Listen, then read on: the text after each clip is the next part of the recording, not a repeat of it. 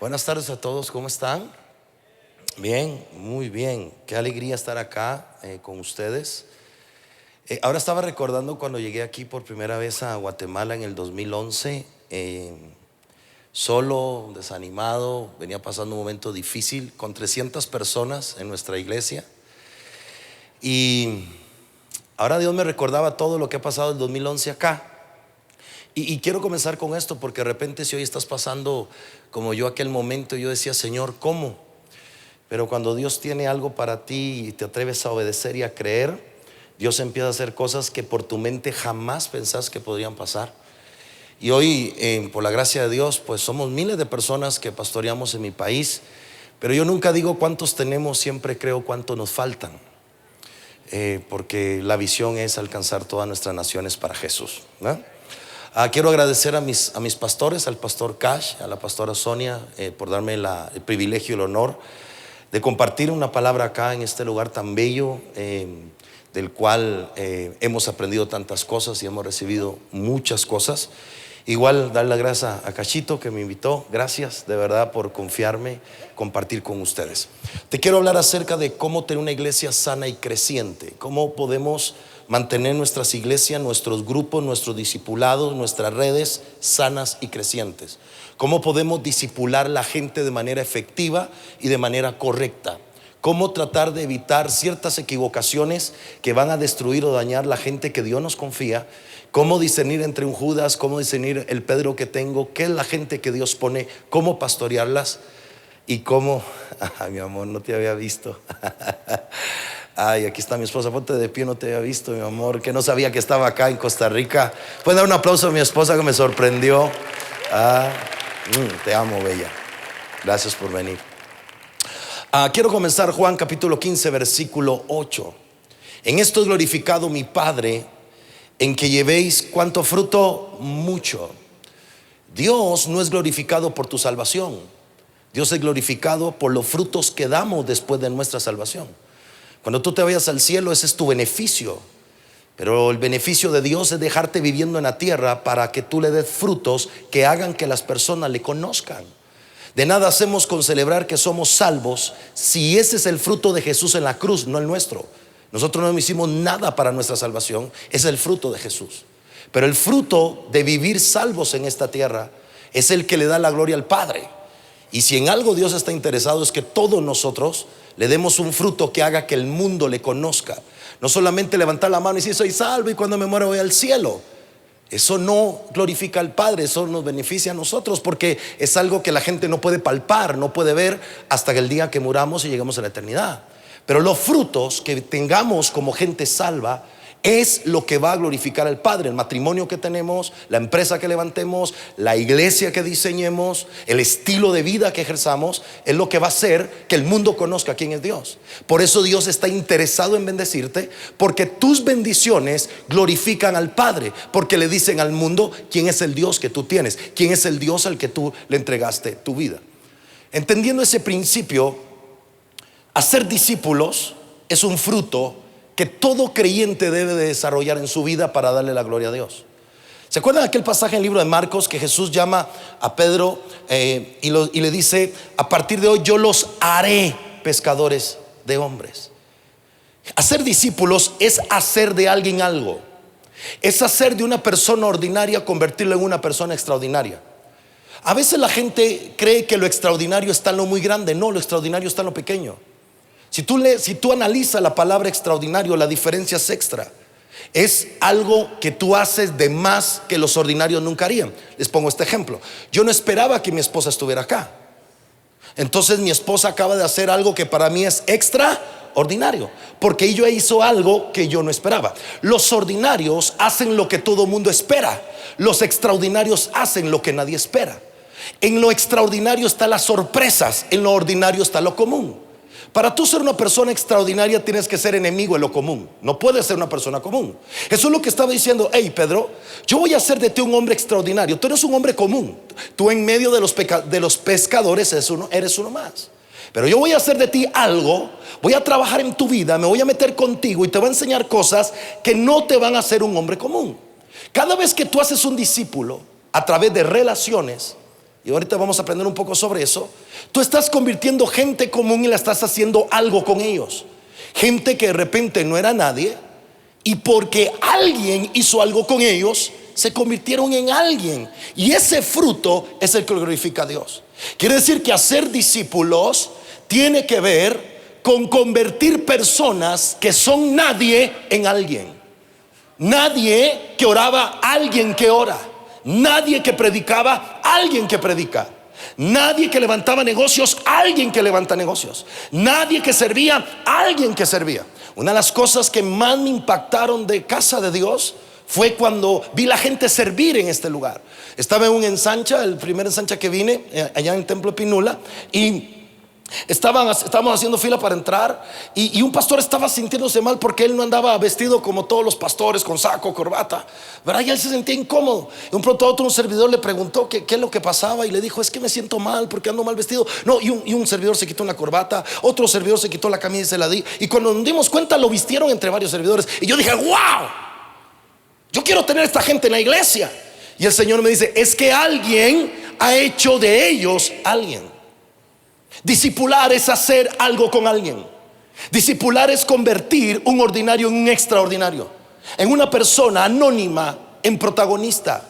No porque se busca el nombre de alguien, sino porque en esto es glorificado mi Padre, en que deis muchos frutos. Cada discípulo que hagas es un fruto que le estás mostrando al Señor.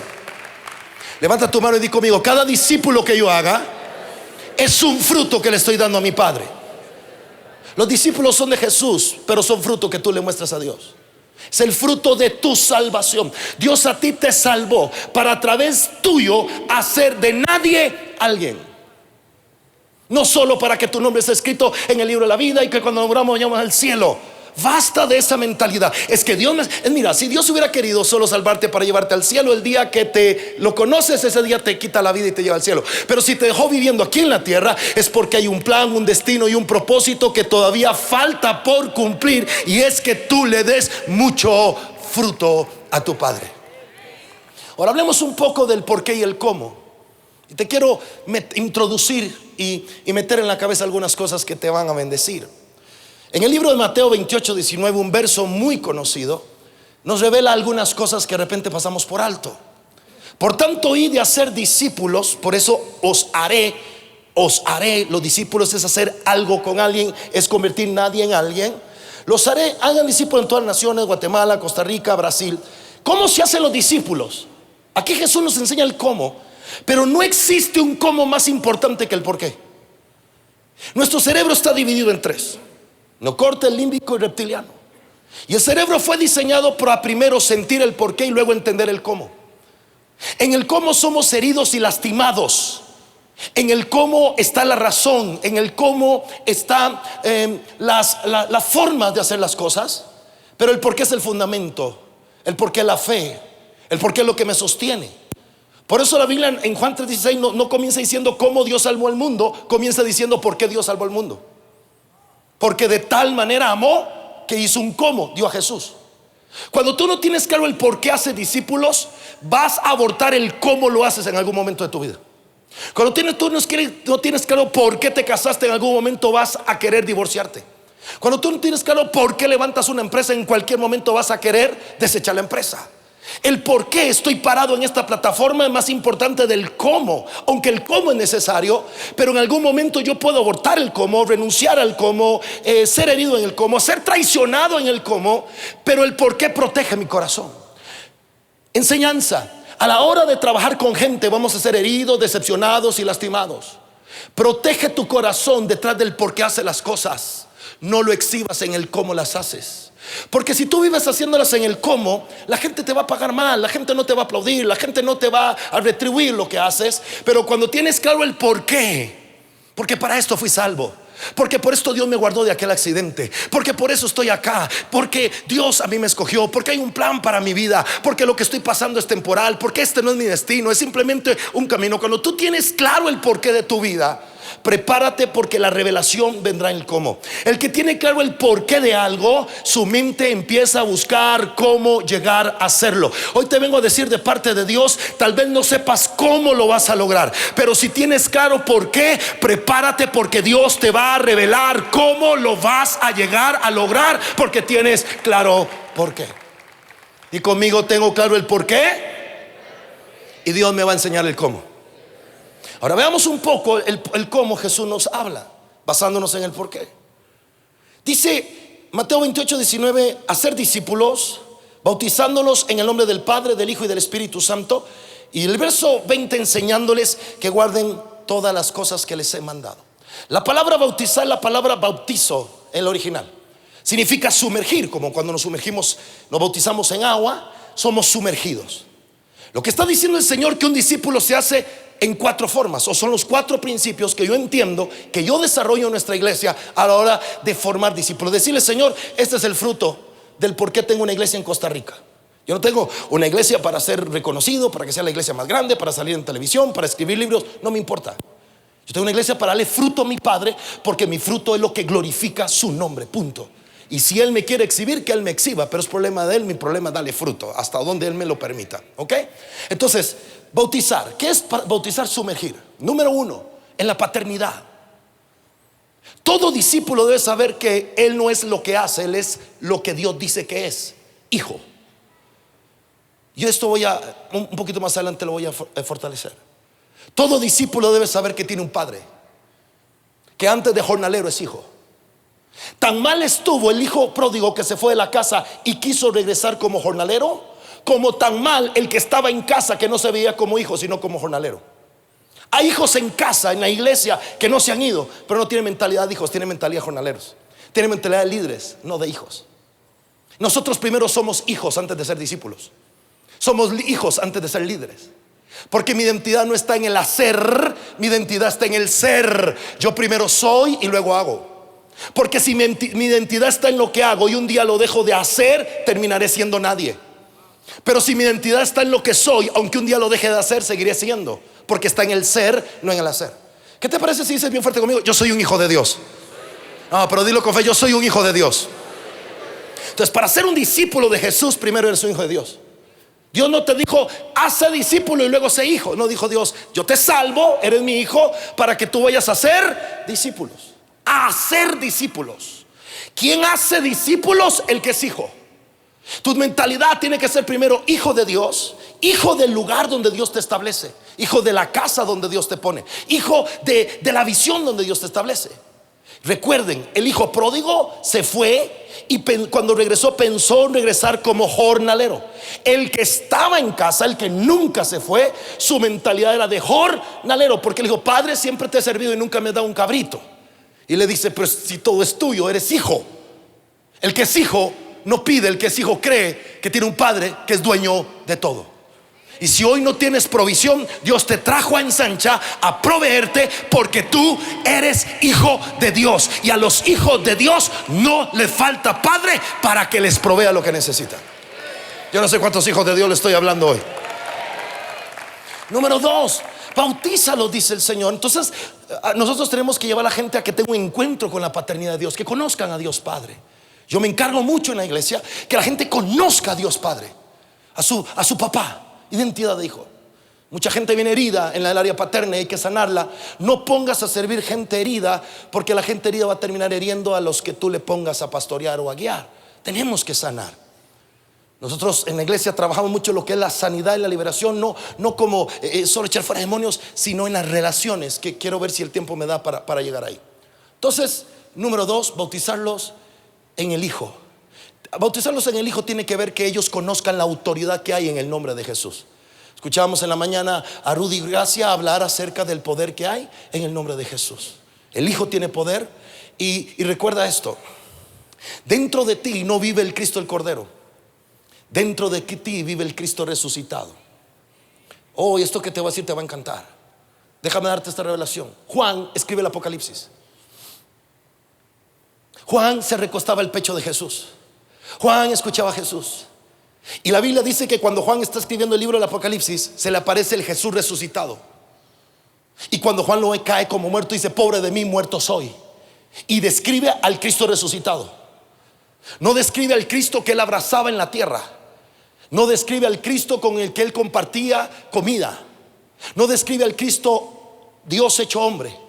Ahora comparte al Cristo, al Dios glorificado. Y dice: sus ojos eran como llamas de fuego, su voz como torrente de agua, su cinto era de oro, sus pies de bronce y su rostro era como rostro de sol. Cuando yo lo vi, caí como muerto. Y Jesús le dice: no temas, yo soy el que estuve muerto, pero el que he resucitado y el que vivo por los siglos de los siglos. Y las llaves del imperio del Hades te las he dado a la iglesia. Escucha, el Cristo que vive dentro de ti no es el que vemos colgado en un madero en la película de Mel Gibson, en la película La Pasión de Cristo, o lo que más se va. No, ese es el Cristo, el Cordero, el que pagó el precio de tu salvación. El Cristo vivo y redentor que está dentro de ti, ese es el Cristo que Juan cayó como muerto. Juan, cuando lo vio, se impactó. Yo le dije: Señor, ¿por qué pusiste a Juan a escribir el Apocalipsis? Y el Señor me dijo: porque él fue el que más me conocía como hombre. Él se recostaba a mi pecho para que cuando él viera ese Cristo glorificado, él fuera el mayor testigo que el que había resucitado no fue el mismo que había muerto. Ese es el Cristo vivo que vive dentro de ti. No es cualquier Cristo el que está dentro, es un león. ¿Sabes cuál es el problema? Que cuando el diablo huele a corderos, se presenta como si fuera león.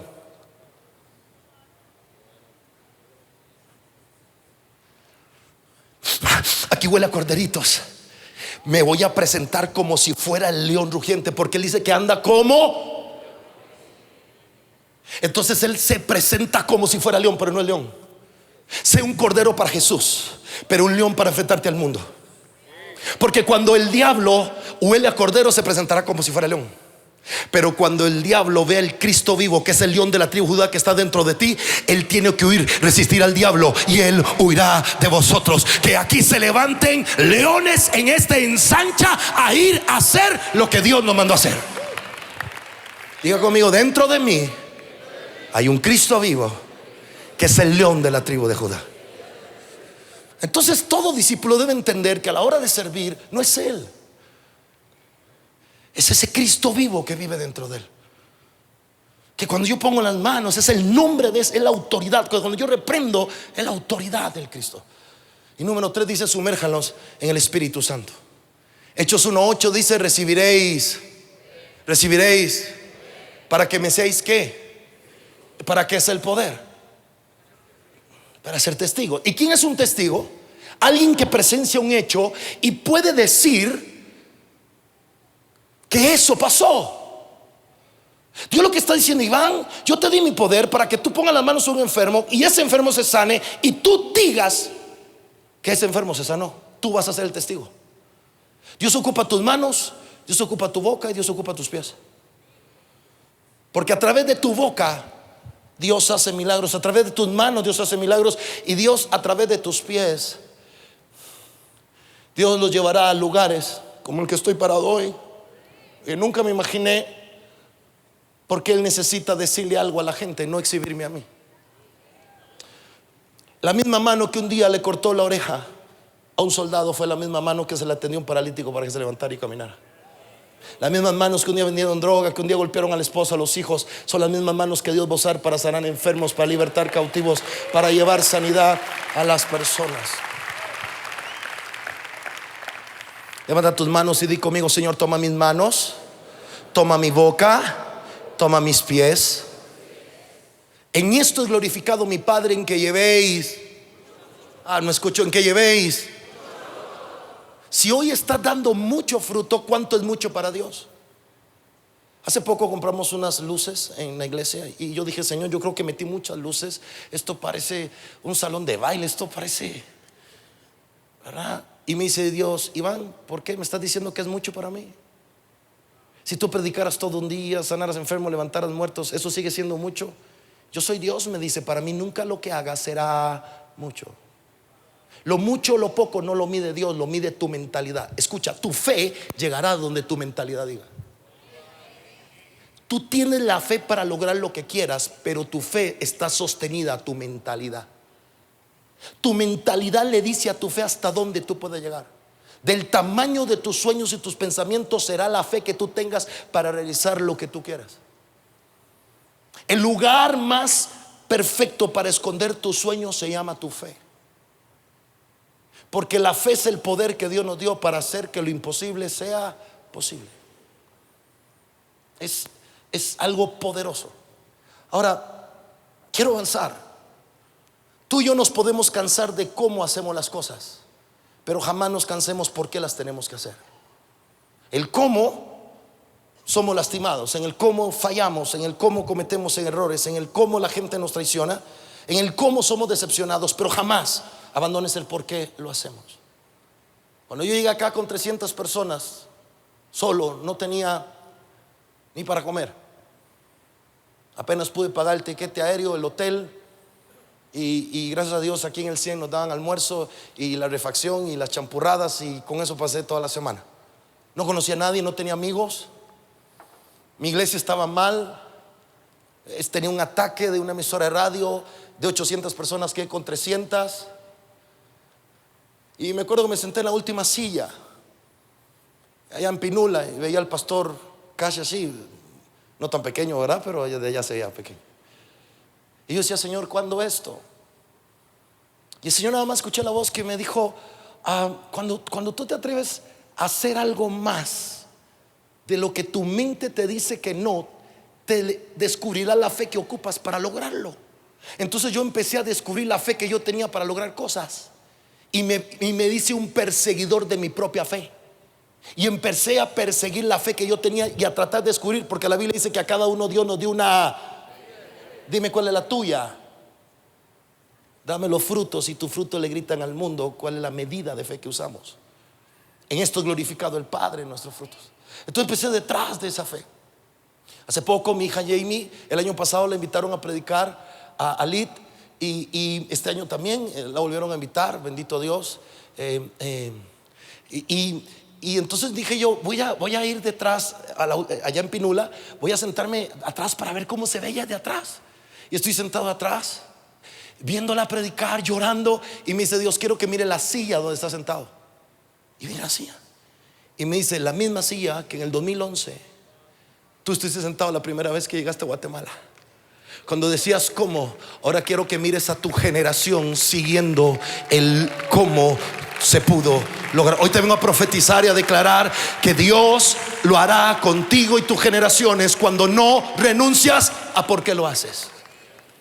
Cansémonos del cómo, pero jamás renunciemos a por qué lo hacemos.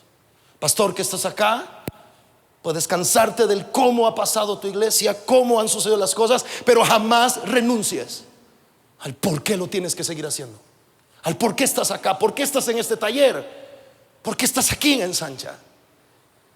Yo sé que mientras hablo, el Espíritu Santo, y Dios me decía: yo me voy a encargar de todo, solo di lo que necesito que digas.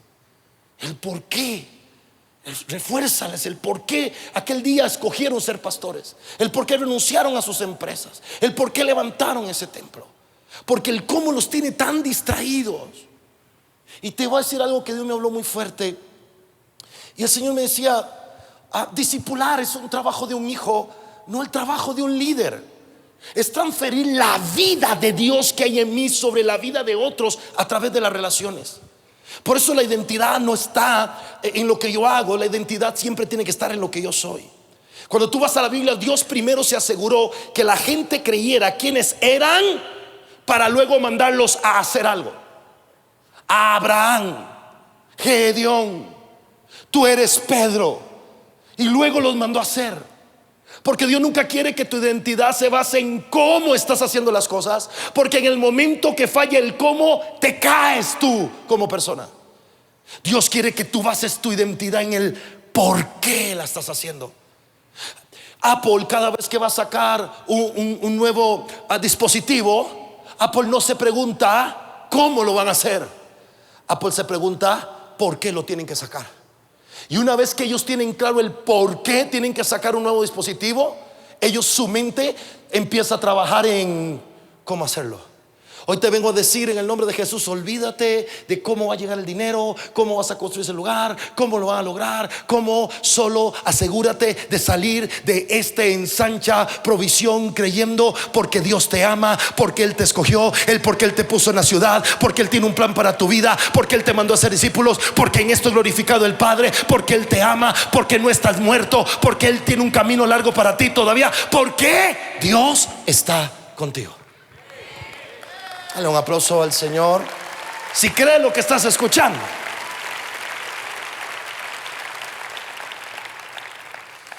Lo que hace que la iglesia crezca sana, ojo acá, es que todo aquel que sirva tenga claro que primero es hijo.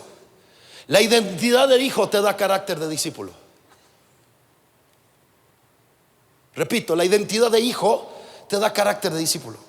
¿Por qué? Porque servir a la gente conlleva negarse, conlleva lastimarse, conlleva sacrificio. Pero como soy hijo, estoy al servicio de mi papá, y mi papá me dice: ve y lleva unos panes y unos quesos. David fue a llevar panes y quesos, y cuando regresó, por ser hijo, regresó con la cabeza de Goliat. Nunca menosprecies lo que papá te pone a hacer hoy, porque lo que hoy obedeces a papá puede ser que te lleve a estar frente al gigante que un día le vas a llevar la cabeza y decir: papá, me mandaste con queso y galletas a ver a mis hijos, a ver a tus hijos, pero aquí traje al Goliat y ya los impuestos se cancelaron. Obedece en pequeñas cosas, porque la obediencia en pequeñas cosas es lo que traerá la confianza de Dios para grandes cosas. No menosprecies los pequeños comienzos. No menosprecies. 300 personas sin comer, llegué aquí a Guatemala. Anduve detrás de mi pastor para que me ayudara y me decía: no es tiempo, no es tiempo. Y hasta que entendí algo: lo que Dios tiene en su tiempo, nada ni nadie lo cambia. Si Dios tiene que usar al diablo para que el tiempo de Dios se cumpla en tu vida, tranquilo, que Dios al mismo diablo lo va a usar. Pero el tiempo de Dios, nada ni nadie lo cambia. Si Dios lo hizo conmigo, te hago una pregunta: ¿por qué no va a poder? Si es el mismo Dios. Lo que pasa es que a veces no somos los mismos obedientes o los mismos perseverantes, pero el hijo desarrolla carácter para ser un discípulo. Ser discípulo no es para ser parte de una estructura eclesiástica. Ser discípulo es ser un hijo de Dios que ama y pastorea a las personas. Repito, ser discípulo no es ser parte de un modelo, de un método, de una estrategia para tener una iglesia grande. Escucha esto: el modelo de Jesús no es para tener una iglesia grande. Si ese es tu pensamiento, te equivocaste. El modelo de Jesús es para amar y cuidar a las personas. Pero donde estás amado y cuidado, vas a querer que esté tu tía, tu abuela, tu primo, tu vecino y tu tío. Y por ende, el crecimiento es la recompensa. En la Biblia dice que el crecimiento lo da Dios, pero la responsabilidad de cuidar a la gente es nuestra. Yo nunca agarré a mis hijas y les estiré las piernas y les estiré los brazos para que crecieran, porque el crecimiento es la respuesta a la salud del cuerpo. Una iglesia sana en sus miembros, como consecuencia, crecerá. Yo siempre me preocupé que ellas tuvieran salud, y el crecimiento se lo dio Dios. Un surfista no puede provocar olas, solo las espera y discierne cuál es la ola perfecta para montarse y cuál es la ola donde tiene que bajarse. Hay muchos pastores, me dice el Señor, que han estado en olas que ya pasaron su tiempo y que debían de haberse bajado hace mucho, pero como solo esa ola aprendieron a surfear, tienen miedo de seguir la siguiente hora. Lo que no te has dado cuenta, que la ola que viene es mucho mejor que la ola en la que has estado montado durante todos estos años.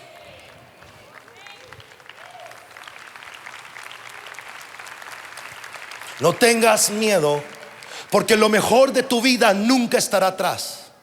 Lo mejor de tu vida siempre estará adelante. ¿Me escuchaste? Lo mejor de tu vida. Yo quiero que pienses el mejor cheque que te has ganado. Quiero que pienses en la mejor prédica que has dado. Quiero que pienses en el mayor avivamiento que tu iglesia tuvo, en el momento que tu red, que tus 12, que tus discípulos, que tu empresa, tu matrimonio estuvo en el mejor momento. Quiero que pienses eso.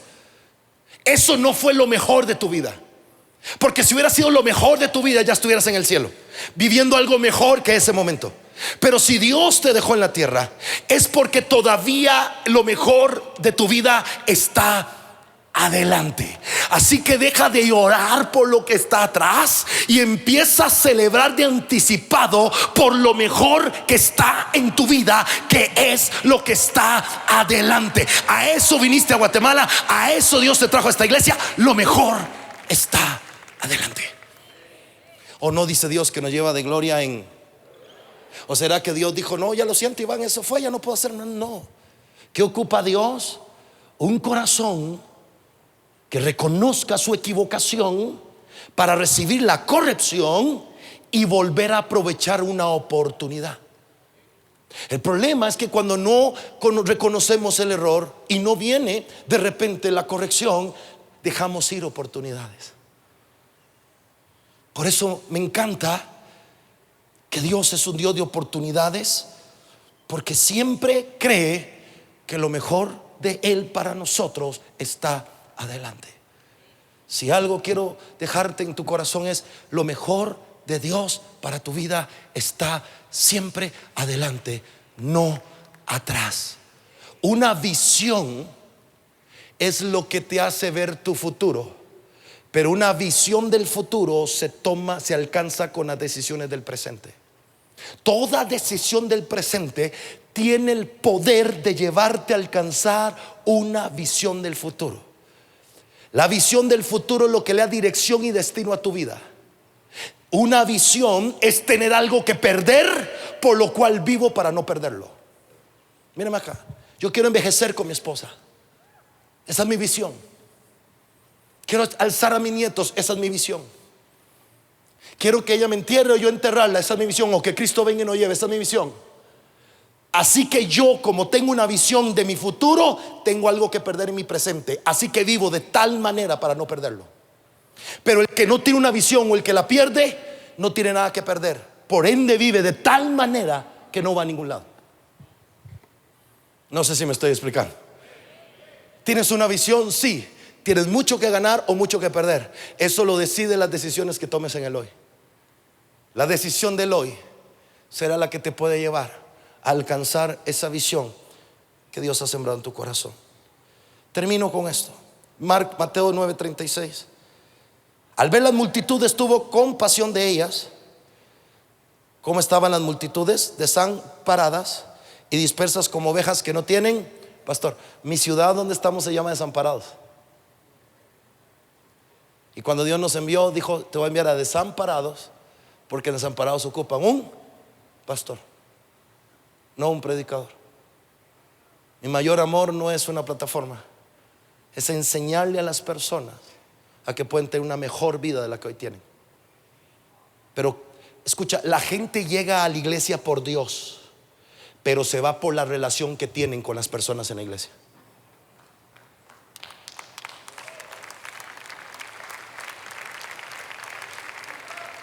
Tú puedes tener el mejor plan para traer gente a tu iglesia, a tu grupo, pero si no cuidas las relaciones internas, así como la gente llega, las mismas relaciones la lastiman para que salgan. Que tenemos que cuidar las relaciones. Si me ayuda el joven del piano. La palabra compasión significa dolor. Cuando tú lees la historia, Jesús venía de sanarlas, de predicarles. Pero Jesús dijo: esta gente ya recibieron milagros, esta gente ya recibieron palabras. Yo un domingo me baseo. Nosotros domingos tenemos, nosotros llamamos experiencias de fe. Tenemos 4, en todas predico. A veces dejo video. Y yo digo: esta gente ya recibió palabra, ya recibió ministración, lleno del Espíritu Santo, fueron ministrados, lloraron, aceptaron a Cristo. Pero estas personas necesitan ser pastoreadas. Y los grupos en casa no son una estrategia para tener una iglesia grande, es para cuidar la gente, para que la gente sea pastoreada. Y la única forma de pastorear es sentir lo que Jesús sintió por ellos. Y escuche lo que Jesús sintió: un dolor que solo puede nacer del amor. Te voy a contar mi secreto para pastorear. Yo pastoreo como me hubiera gustado que me pastorearan a mí. Cuando yo llegué a la iglesia, yo llegué pelo largo, aunque usted no lo crea.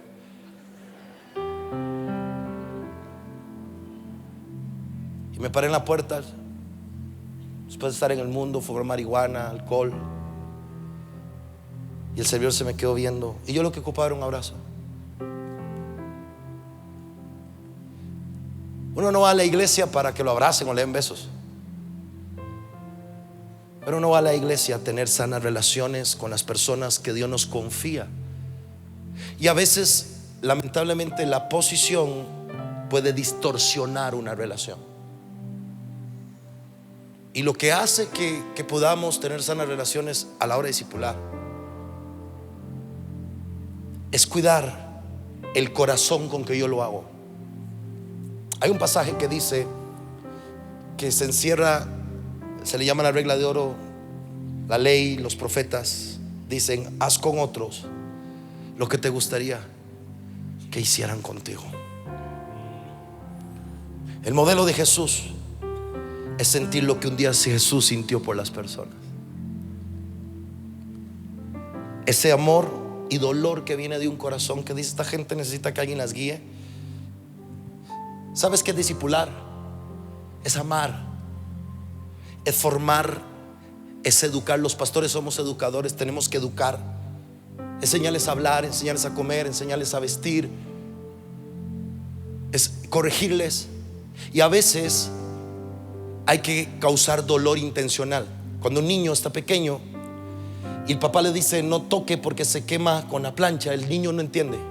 Y el papá le pega una nalgada, entonces el niño ya no vuelve a tocar la plancha, no porque él entienda que quema o porque le va a dejar una cicatriz que lo va a marcar el resto de su vida, sino porque el dolor le recuerda la obediencia. A veces tenemos que ser intencionales, causar un dolor para corregir, pero no con la intención de destruir. La gente se le puede olvidar todo lo que oiga, pero jamás se le olvida nada de lo que vive. Y discipular es relación, y en la relación hay experiencias. Y a veces lo que hacemos enseña mucho más de lo que decimos. Por eso que cuando tú te equivocas en el hacer, usa tu ser para enseñar que lo que hiciste no fue correcto, porque eso evitará que se lastimen muchos que están contigo. Repito, la gente aprende más de lo que ve o de las experiencias que vive que lo que oye. A ti se te puede olvidar las prédicas de esta ensancha, pero una experiencia que tengas con el Espíritu Santo o algo que suceda te marca para siempre, porque uno nunca olvida lo que vive. No podemos formar si descuidamos la relación con la gente, con las personas. Y por eso hay que cuidar el dolor, cuidar el corazón cuando hay dolor para aceptar la corrección. Termino con esto.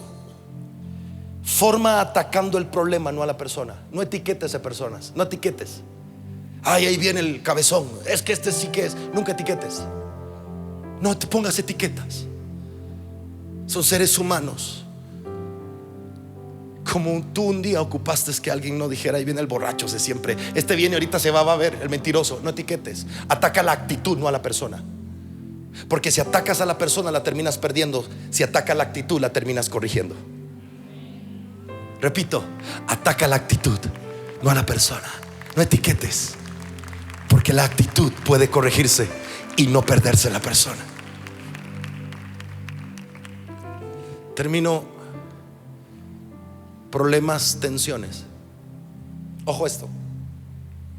La gente quiere que tú le soluciones los problemas, y nosotros no tenemos que solucionar problemas de la gente. Les tenemos que enseñar a manejar la tensión que conlleva el problema. Porque si tú a las personas les solucionas los problemas, les estás robando lo que les va a formar el carácter, la madurez y el aprendizaje que el problema trae. Tú lo que tienes que hacer es enseñarles a manejar la tensión que hay en el problema.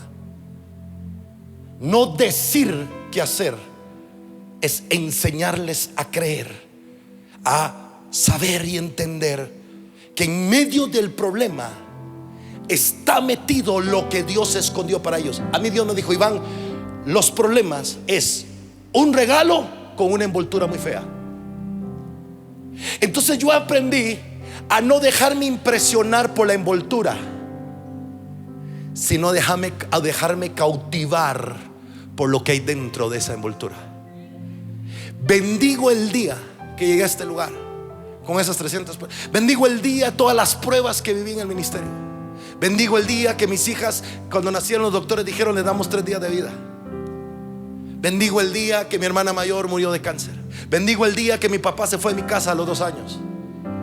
Porque todo lo que la gente hoy usa como un argumento para no ser alguien, no se han dado cuenta que Dios lo usó para que se convirtieran en alguien que podían demostrarle al mundo que por más de tener todo en contra, Él siempre puede convertir gente ordinaria en personas extraordinarias. A partir de hoy, en lugar de llorar y quejarte por la envoltura, tengo una expectativa de lo que hay dentro de esa envoltura.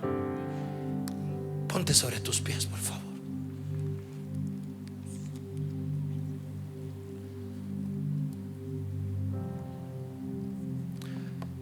Pon la mano en tu corazón. El Señor me vuelve a repetir: ¿cómo? ¿Por qué? ¿Cómo? ¿Por qué? Si hoy estás lastimado en el cómo, eso ha sido la envoltura. Y el Señor te dice: porque yo te he sustentado, porque yo he cuidado de ti, porque yo hice esa conexión, porque yo te he protegido, porque yo tengo un plan. Es que ese se fue y se llevó todo. Que se lleven todo de ti, tranquilos, pero jamás se lleven el corazón que le pertenece al Cristo vivo que está dentro de ti. Que se lleven tu nombre, tu dinero, tus recursos, que se lleven lo que tu gente, tranquilos. Ese es el cómo. Jamás permitas que toquen tu porqué. Y el problema que hoy ves gigantesco, imposible, adentro, trae un regalo. Cuando Moisés fue puesto en la canasta, cuando la mamá de Moisés lo puso en la canasta, ella no sabía que un día Moisés regresaría a cuidar, siendo un bebé, de ella, porque la buscaron para que ella lo amamantara, y Egipto cuidó de esa casa. Lo que hoy pones en esa canasta en el río y dices se perdió, no te estás dando cuenta que Dios lo usará para que regrese como una recompensa, porque confiaste en la promesa que Dios te había dado. Ese niño que se fue en la canasta iba a ser un príncipe que iba a cuidar de su propia madre. Espíritu Santo, todo corazón herido, Padre, te pido hoy, así como vine yo aquel 2011 y escuché a aquellos hombres de Dios, algunos nunca los había conocido, pero tomé todo lo que escuché y lo guardé en el corazón. Y dice: si ellos dicen y la palabra dice, esto lo voy a hacer, esto lo voy a hacer, esto lo voy a hacer. Era un ignorante con fe, pero cuidado, ahora eres un hombre, una mujer de conocimiento con incredulidad. A Dios no le impresiona lo que conozcas, a Dios le impresiona lo que creas. ¿Cuál es la clave? Ser alguien sabio con fe. Pero si hoy no conoces muchas cosas de cómo lograrlo, tranquilo, la clave está en por qué lo vas a lograr. Porque al que cree, dice la Escritura, todo es posible.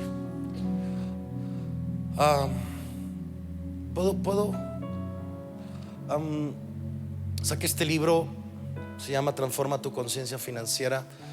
Ha sido una revolución en mi país y en países donde he ido. No es un manual de finanzas. Es un libro que transforma la manera de pensar con respecto a el 90, que es de Dios, por ende tiene que ser bien administrado. En el año 2013 nuestra iglesia está muy endeudada. Y yo llegaba a orar y le decía: Señor, ¿por qué la iglesia está endeudada? Saca los dedos del Señor. Me dijo: no ores, enséñales. Porque tu iglesia es gente de fe, pero ignora. Conviértelos en sabios con fe. Y es un libro que sacó a nuestra iglesia, Visión de Impacto, San José, Costa Rica. Tenemos el templo más bello de toda la ciudad, el mejor. No para jactancia, sino que como Dios no se ve, lo tenemos que mostrar con los frutos de lo que nosotros hacemos. Es una de las ciudades más pobres, de delincuencia mayor. Bueno, ya las estadísticas cambiaron. Y a través de las enseñanzas en el 2013, que aquí están, la gente fue transformada económicamente. En el 2017 Dios me dijo: quiero que le pongas un libro, porque eso va a correr por el mundo para que la gente sea bendecida. Allá en la librería traje unos cuantos que me permitieron tener. Así que le invito, y si no lo puede conseguir en Amazon, en iBooks, y que su vida sea bendecida. Cachito, gracias de corazón. A mis pastores, gracias. A mi bella esposa por estar aquí, gracias.